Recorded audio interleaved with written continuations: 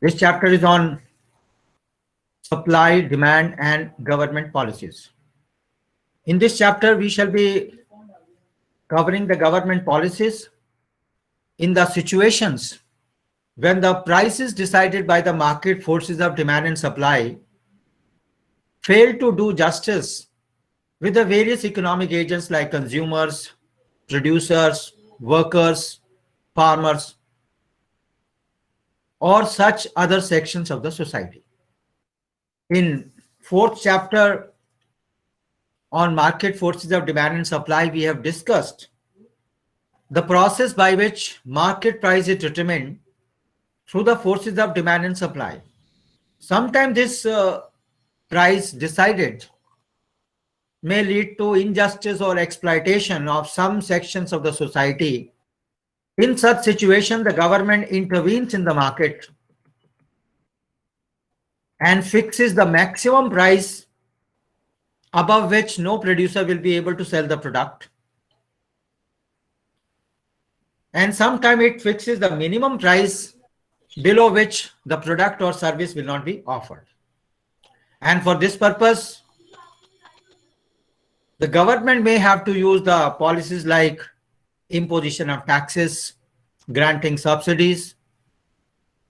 So, well, you all remember that whenever we study economics, we make assumption that we are living and working in a free market economy where everything is decided by free market forces of demand and supply.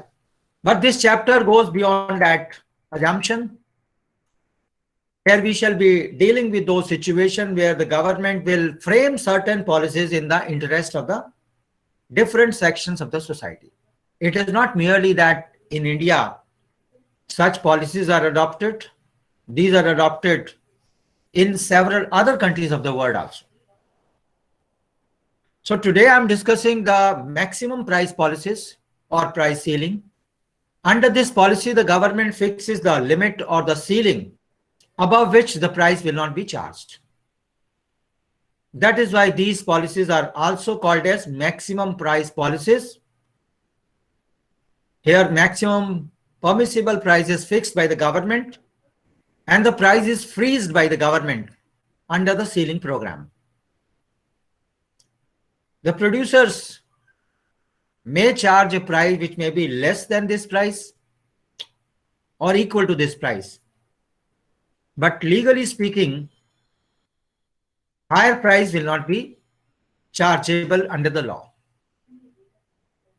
Here the basic purpose is to protect the interests of the consumers or buyers.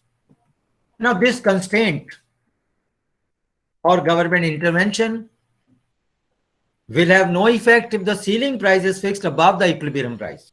The reason is already the goods are being sold at a price where demand and supply forces intersect each other, and that gives us the equilibrium price. So if this maximum price or maximum ceiling price is fixed above equilibrium level, it is going to be non-binding or ineffective or irrelevant.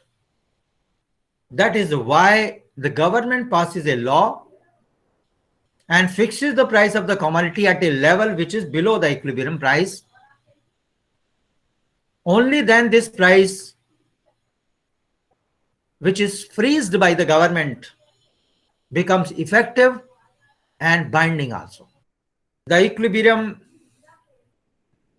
through market forces of demand and supply, DD and SS, has been shown in figure 6.1 under the heading price ceiling and rationing. The equilibrium price is OP and equilibrium quantity is OQ. Now suppose the government fixes a price at OP level, to be more precise, OP1 level. This is a binding constant.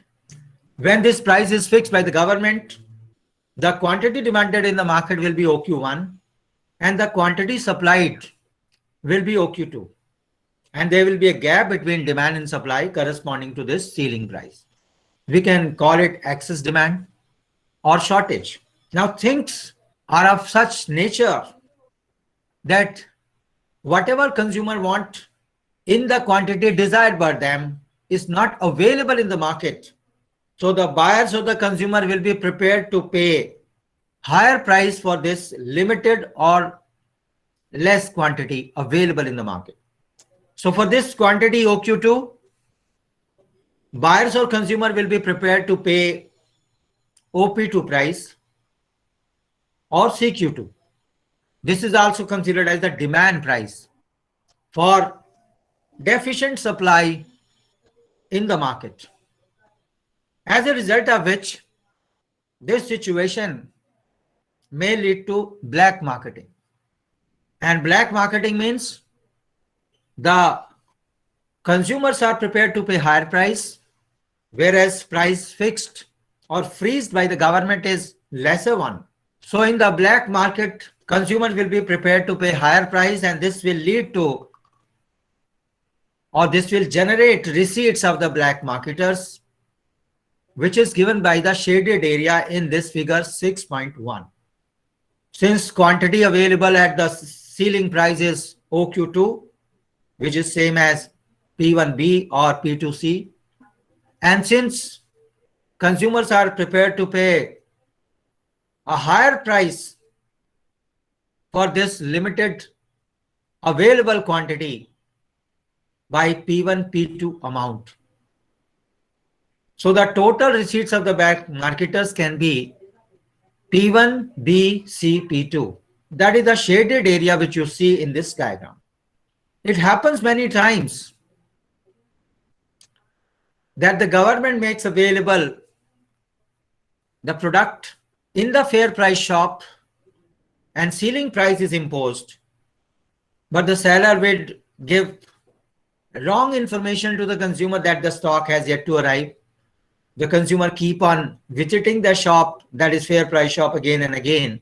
When all their efforts are exhausted, this stock can be sold in the black market by the seller of the fair price shop, and the receipts realized can be equal to the shaded area.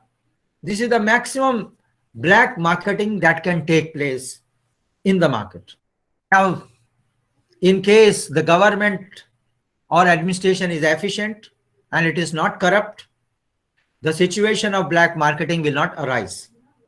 So there are several methods available to distribute the available supply, and when these measures are efficiently employed, the situation of black marketing can be avoided. The first way can be first come, first served basis. Now, since it is not possible to eliminate the excess demand by allowing the price to rise, the available supply OQ2 at the fixed price has to be allocated amongst the buyers. The producer may adopt the principle of first come, first served system to distribute the available supply of the commodity. But this will lead to long queues in front of the retail outlets, and this will also cause wastage of lot of time for the consumers. The sellers may open the shop for fewer hours or for fewer days a week, and their behavior with the customer may become rude. So that is why this alternative is not very appropriate, and particularly the old age people or disabled people will find it difficult to avail this facility because of their less energy. Now we have second alternative. Here the shopkeepers themselves decide who will get the scarce commodities and who will not. That means here allocation is done on the basis of the preferences of the sellers. The sellers may distribute these commodities to their regular customers at the controlled price. But when a person moves from one place to another place, the status of regular customer is lost. And this happened in Britain during wartime. And this can happen in every country. Under this system, the sellers may also adopt the policy of selling the available supply to the buyers belonging to certain gender, caste, religion, or color. So it leads to discrimination. Rationing is the best alternative, and it is also the popular method. Here, consumers are issued ration cards or coupons just sufficient to purchase the available quantity, that is OQ2 in figure 6.1. These ration cards may be issued to all the households in the economy, like what used to happen 20-30 years back in India, or these ration card or facility may be given only to those people who are below poverty line. First come, first served basis system can also be adopted.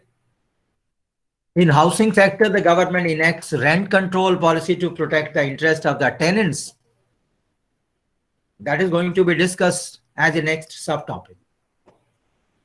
In India, empirical evidence confirm that imposition of price ceiling below free market equilibrium level led to black marketing.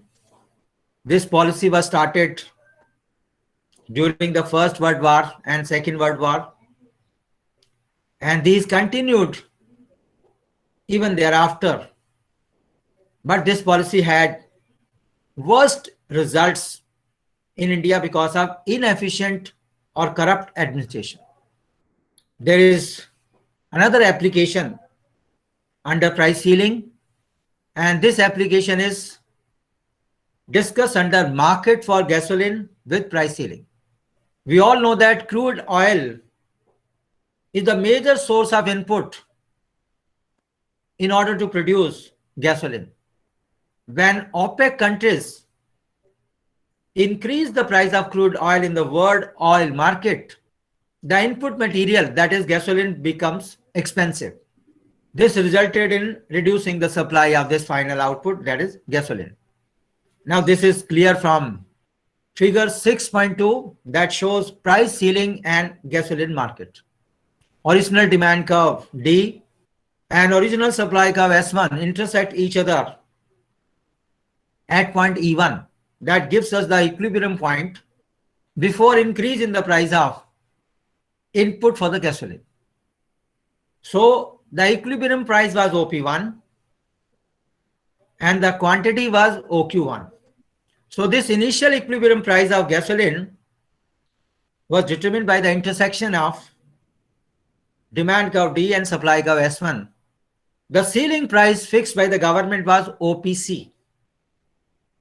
If the ceiling price is above the market price, it is ineffective. And this is something which we have already discussed, that this policy comes under maximum price policy, that is the maximum price which can be charged for the product. And when the equilibrium price is OP1, as shown in figure 6.2, this ceiling price of the government is redundant or of no use. But suppose now Organization of Petroleum Exporting Countries, that is OPEC, raises the price of the crude oil. And when this happens, the input which is used to produce gasoline becomes expensive.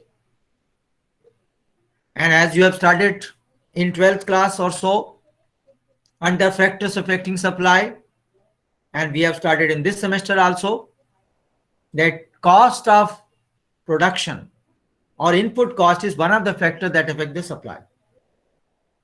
So here when input material becomes expensive, the supply curve will shift to the left. The supply will reduce. It means the producer will expect higher price to sell a given quantity. So with the shift of the supply curve, the price of gasoline rises from OP1 to OP2. And now this ceiling price becomes effective. So initial equilibrium price is OP1 corresponding to equilibrium point E1. When price is raised by the OPEC countries for the input of gasoline, the equilibrium point shifts from E1 to E2. where new supply curve has to intersect the original demand curve, and the new price is OP2, which is higher than the initial price OP1. And this price is even higher than the ceiling price. And now this ceiling price becomes effective. And when this ceiling is imposed by the government at price OPC, the supply corresponding to this ceiling price will be OQS, taken from the supply curve S2, or corresponding to new supply curve S2, and demand corresponding to ceiling price is noticed from the demand curve. It is OQD. The difference between demand and supply corresponding to ceiling price is giving us shortage of supply. That is shown in figure 6.2. Thus, there is a shortage of supply of gasoline, and the rise in input price can make price ceiling effective when initially the market price is below the ceiling price, but afterwards the market equilibrium price has to be more than the ceiling price fixed by the government. Now we discuss the second application on rent control, and this rent control is associated with the housing problem. We often find that rental of houses and apartments are very high if everything is left to the market forces of demand and supply. Here the government intervenes and fixes the ceiling for rents. So this rent control policy prevents the price of rent from rising to unacceptable levels. This has been shown in figure 6.3, which has two parts, A and B. A part is showing the diagram for the long period, where supply curve is upward sloping with normal shaped demand curve. But B part of this figure 6.3 has normal demand curve with perfectly inelastic supply, because supply cannot rise in short period or very short period or market period. This diagram of rent control is similar to the diagram of price control discussed in the previous subheading. Here, initial equilibrium point is E, where demand and supply curves are intersecting each other, giving us to equilibrium rent equal to OP. When rent control is implemented by the government and rent is freezed at level OPC, this will create shortage of houses, and shortage is equal to demand at the ceiling price and supply at the ceiling price, and it is equal to Q1 Q2 as shown in figure 6.3a. As we have studied about black marketing in the previous subheading, the same thing can happen even for houses also. Landowners will not be interested in giving their houses on rental basis at such low rental values. So they will demand even much higher rents, which is even higher than the equilibrium rent of OP. The reason is because of ceiling price, many owners will not be prepared to give their houses to the tenants. So supply will come down to OQ2, and for this limited available houses, tenants will be prepared to pay a price equal to OPF. So this rent control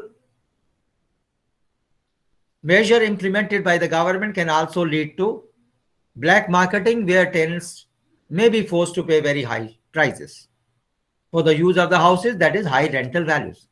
One of the reasons why landowners will be charging so high rents is the fact that in the past, when there was no proper agreement between the tenants and the landowners, rental values used to remain the same for years to come.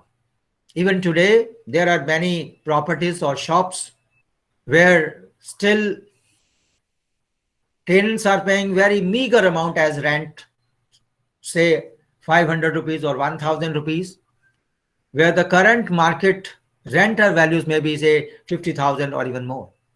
And this is because of the exploitation by the tenants, that they keep on paying the meager amount even when the property goes in the hands of the next generation or next to next generation.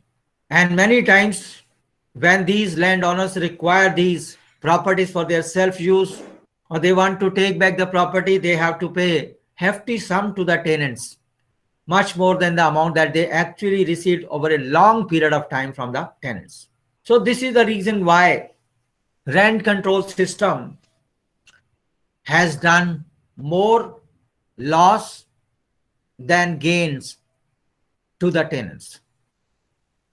In the short period, it is not possible to increase the supply of the land holdings or the properties. So there will be more black marketing in the short period in comparison to long period. Shortage is shown in both the diagrams in figure 6.3 equal to Q1, Q2, which is equal to the gap between demand and supply at the ceiling price.